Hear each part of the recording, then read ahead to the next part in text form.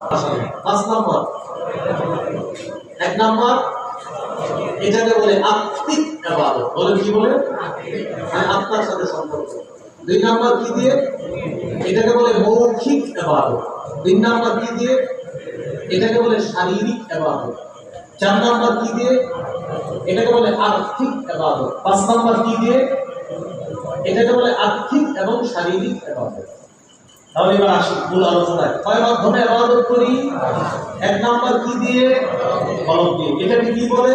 আত্মিক ইবাদত। যেমন বিশুদ্ধ নিয়ত করা, এটা কলবের ইবাদত। এশার নামাজ পড়ার জন্য বের হয়েছেন, মসজিদে এসে এশার নামাজ পড়লেন, ঘর থেকে আযান শোনার পর শুধু নিয়ত করলেন এখনই বের হবে এশার নামাজ পড়ার জন্য। নিয়ত করার সাথে সাথে এই নিয়তটা ইবাদতে গণ্য হয়ে সওয়াব পেয়ে গেছেন। সহিহ বুখারীর ১ নম্বর হাদিস, ইন্নামাল আমালু বিন্নিয়াত। আমলের প্রতিদান নিয়তের সাথে। আমলের প্রতিদান নিয়তের সাথে। কিসের সাথে? নিয়তের।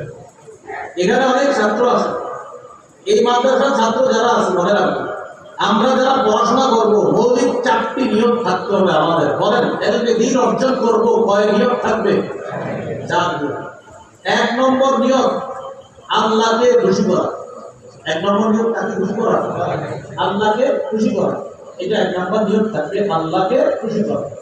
আল্লাহর খুশি ছাড়া আপনি এলেম অর্জন করতে পারবেন না।